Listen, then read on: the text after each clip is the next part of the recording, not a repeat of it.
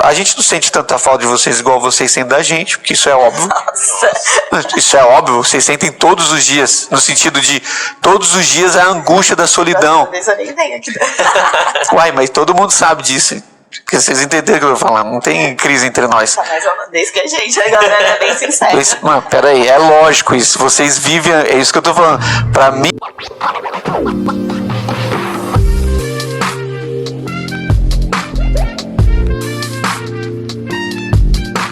Aquela angústia de ser um estrangeiro, e o que eu acho que dá a luz para vocês não enlouquecerem é justamente vocês não estarem lá tirando proveito daquela terra. Vocês estão lá semeando e servindo aquela nação, e nós aqui sentimos, a gente não sente tanta falta de vocês igual vocês sentem da gente, porque isso é óbvio. Nossa. Isso é óbvio, vocês sentem todos os dias, no sentido de todos os dias a angústia da solidão. Eu nem venho aqui. Uai, mas todo mundo sabe disso. Porque vocês entenderam o que eu vou falar. Não tem crise entre nós. Mas holandês que a gente, a galera é bem sincera. Mano, peraí, é lógico isso. Vocês vivem, é isso que eu tô falando. Pra mim, os espaçamentos da nossa conversa de um mês são flashes. Pra vocês, cada minuto é um minuto longe. Eu vivi longe também. Eu sei o que é estar longe. E às vezes a gente fica até triste com as pessoas. Pô, parece que vocês não sentem falta de mim. A gente sente. Aqui, as ocupações aqui nos tiram disso. Então, todos os dias, principalmente quando vocês decidiram ficar lá, eu tava no time do Rafa, assim, não, já tá bom, é um ano, é isso aí mesmo, Deus já falou, não precisa, depois a gente vê. Mas quando a gente foi se abrindo e percebeu que, peraí, é custoso viver o evangelho.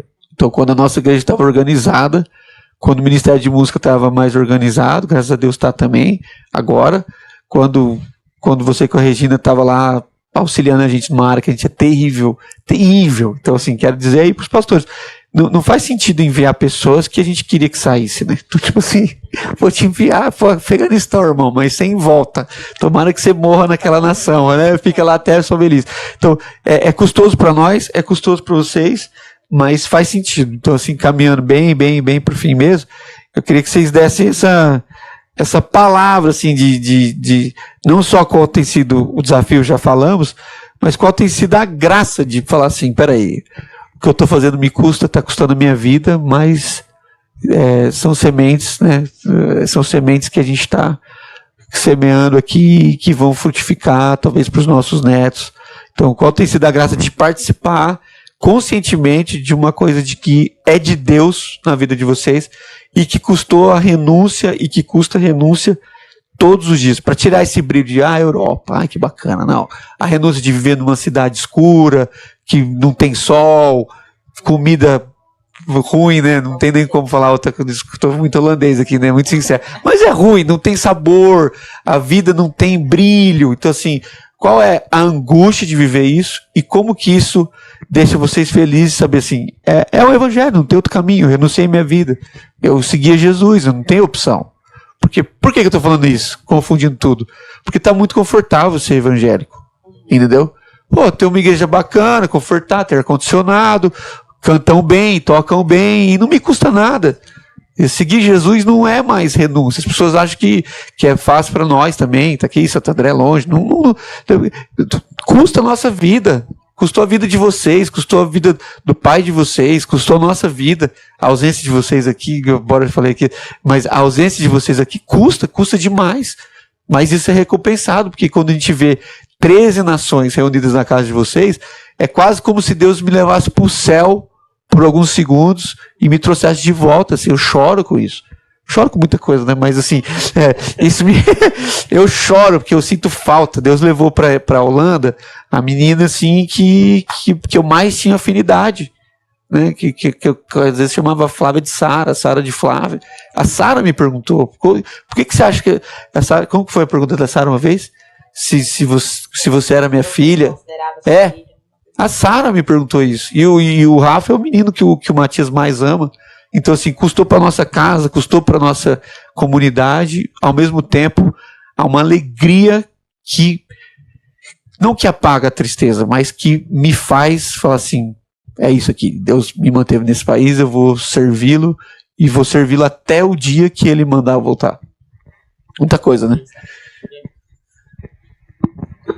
Eu acho que, tô tentando lembrar o versículo, quando Paulo vai falar pra mim, viver me ajuda aqui.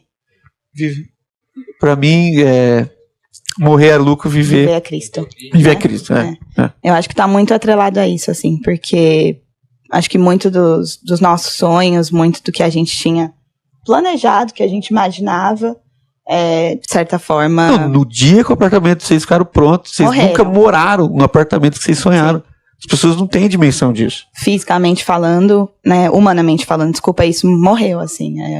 Ontem, inclusive, meu pai me perguntou, vocês pensam em voltar pro Brasil? E eu falei pra ele, pai, ao menos que o senhor fale de uma maneira muito clara, que é tempo de voltar pro Brasil, a gente não vai voltar. E o viver é Cristo justamente por isso, porque existe um custo muito alto, né, assim, a gente, quando vai morar fora, quando a gente vai embora, a gente sabe que a gente vai perder algumas coisas. Por exemplo, o casamento dos nossos amigos, o anúncio da gravidez de uma das nossas melhores amigas, coisas que a gente quer festejar junto. A gente não está presente. Mas a gente não tem noção dos custos ruins que vão estar atrelados a isso também. Enfrentar uma situação de saúde muito difícil na nossa família nesse momento, à distância. Claro. Né? A gente não consegue mensurar esse custo. Mas, ao mesmo tempo, eu acho que o custo ele seria muito maior, muito mais caro pra gente se a gente não estivesse no lugar onde Deus gostaria que a gente estivesse. Então, seria correr atrás do vento, perder a nossa vida, o nosso propósito, por estar fora daquilo que Deus nos comunicou claramente como a vontade dele. Eu fui muito tocada pela fala da Sara, acho que foi na 5ª, né, conferência de Lausanne agora, quando ela fala que Deus transformou um campo missionário, que era a América Latina, em uma força, uma força missionária. E eu acho que o que a gente está vendo hoje na Europa, que ela fala muito sobre isso, né, esse momento pré-avivamento, reavivamento, né, no sentido de que eu acho que a gente tem visto, e graças a Deus, Deus tem nos dado esse privilégio de poder ser testemunha, de poder estar participando disso, Deus começar a trabalhar ali e se lembrar da Europa, sabe? E ter um movimento onde as relações estão indo contra aquilo que o versículo vai falar sobre pela iniquidade de muitos o amor se esfriar. Né? Então, acho que o que a gente tem tido como o ganho de estar lá é de poder fazer parte do amor se reesquentando, das relações se reesquentando. Lógico, isso num contexto onde o evangelho é derramado, e a nossa oração nesse sentido, e acho que o que a gente tem buscado fazer e entender no Senhor é justamente como que a gente pode estar sendo um agente disso, né, de fazer parte desse movimento onde as relações elas se tornam mais profundas de novo, onde o coração transformado pelo evangelho, ele não gera somente essa relação vertical que o Rafa falou, mas que ela gera uma relação transformadora a nível horizontal, né? Então, eu acho que para mim esse é o principal ganho que a gente tem tido. E claro, eu acho que assim, a maneira como Deus tem cuidado de nós, a forma como a gente tem visto assim Deus trabalhar no nosso coração também, eu sou muito grata, porque eu acho que se eu estivesse aqui, talvez eu estaria muito distraída pelas amizades, pelo trabalho, pela família. A gente tem muitas distrações que são boas. As coisas, né? que já estão rodando, tá dando Mas certo. Mas quando a gente está, de certa forma, no deserto,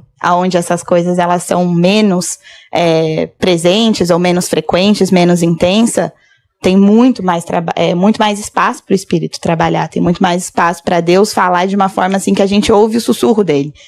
Então, graças a Deus por isso, pelo que ele tem feito na nossa vida. Fala aí, Rafa, termina com chave de ouro. Vou estragar tudo aqui, ó. Cara, eu acho que em termos de custo, o que pra mim sempre foi a principal coisa foram as pessoas. E porque a gente vive na Terra com a ideia de eternidade. Mas sabendo que no fim não é assim. Que ainda não é assim, né? Não é assim, a vida acaba. Então, algo até pra você aí em casa refletir, porque às vezes a gente se mata de trabalhar pra conseguir dinheiro. E esquece que o dinheiro, ele tá aí pra servir a gente, não a gente pra servir o dinheiro. Ou qualquer outra coisa da sua vida. E esquece que assim, o tempo tá passando, as oportunidades estão passando, as pessoas estão passando. Talvez a pessoa que tem 20 anos hoje, que tá aí do seu lado, viva até amanhã. E a gente acha que ela vai viver 80 anos, mas não é assim que as coisas funcionam. Então, pra mim, desde o início foi dinheiro, porque eu tô falando de dinheiro porque muitas vezes na nossa mentalidade, assim, como brasileiro, a gente foi ensinado a gente tem que conquistar, que é a meia visão americana. Por isso que a gente quer ir para um outro país e explorar. A gente não quer ir lá para servir outro país, a gente quer ir lá para fazer a nossa vida financeiramente. E não tem nada de errado você ganhar dinheiro, não é esse o problema. O problema é quando isso se torna o principal na sua vida. E quando a gente tava lá na Europa, antes de eu falar, você já aplicou para alguma coisa aqui, eu tava pensando, putz, se ficar aqui, não sei quanto tempo vou ficar. As coisas estão passando, as pessoas estão envelhecendo. Se acontece como alguma coisa, igual minha mãe hoje descobriu um câncer. Inclusive, por isso que vocês estão aqui. Por isso que a gente veio pra cá. E a gente tá na distância, tipo, e não é assim, amanhã eu tô aí, ou daqui a algumas horas eu tô aí. Meu, você tem que viajar pra um lugar, pra pegar o voo, pra vir pra cá, ficar 12 horas no avião. Tem um custo envolvido, tem, enfim, N coisas. Mas eu acredito, assim, que Deus busca obediência no final. E obediência não é necessariamente o que a gente quer. Eu acho que é um privilégio a gente fazer parte da missão. E amém por isso.